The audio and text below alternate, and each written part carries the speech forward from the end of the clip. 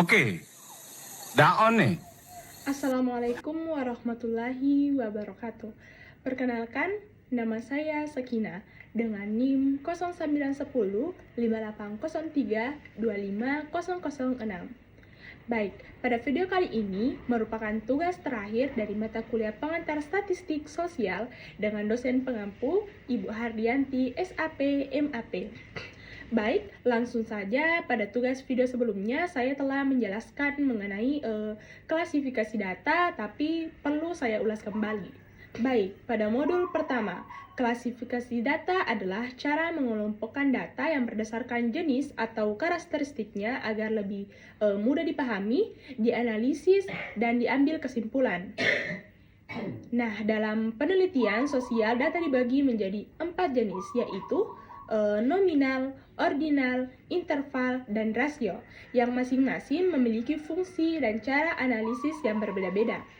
Nah, pemilihan jenis data yang tepat itu sangat penting karena akan mempengaruhi hasil penelitian. Nah, dengan memahami klasifikasi data, peneliti itu dapat mengolah data secara lebih teratur dan menemukan pola atau perbedaan serta bagaimana menghasilkan suatu kesimpulan yang lebih akurat dan dapat dipercaya.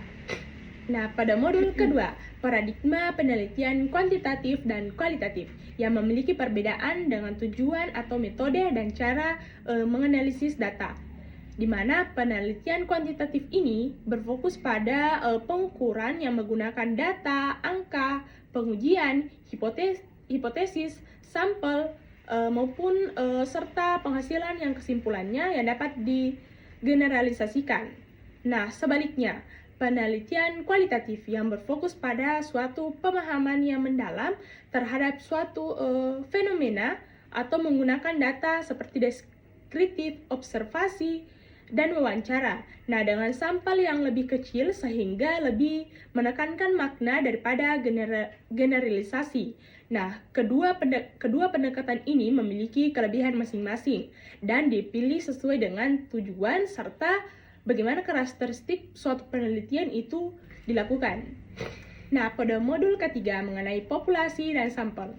Nah, populasi adalah seluruh objek atau subjek penelitian yang memiliki karakteristik tertentu dan menjadi suatu sasaran penelitian, di mana sedangkan sampel merupakan sebagian dari populasi yang dipilih untuk mewakili keseluruhan populasi. Nah, populasi ini dapat bersifat terbatas atau tidak terbatas, serta homogen atau heterogen.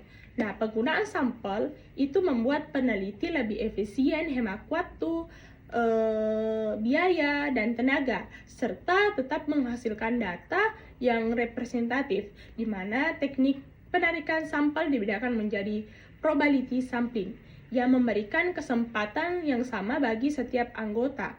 Nah, bagi populasi yang dipilih dan non-probability sampling yang tidak memberikan kesempatan yang tidak sama dengan beberapa metode seperti sampling sistematis, kuota, incidental, purposive, jenuh, dan snowball sampling. Nah, dari ketiga materi yang saya jelaskan bahwa statistik sosial membantu peneliti mengelola dan menganalisis data dengan tepat. Nah, di mana pemahaman tentang klasifikasi data, di mana perbedaan penelitian seperti kuantitatif dan kualitatif, serta konsep populasi dan sampel. Dan bagaimana teknik pengambilan sampel yang sangat penting agar penelitian menghasilkan data yang lebih akurat, yang valid, dan sesuai dengan tujuan penelitian. Baik, itulah tadi rangkuman dari materi pertama sampai akhir. Terima kasih atas perhatiannya. Mohon maaf apabila terdapat kesalahan dalam penyampaian materi ini. Billahi fisabilil haq fastabiqul khairat. Wassalamualaikum warahmatullahi wabarakatuh. Selamat masuk.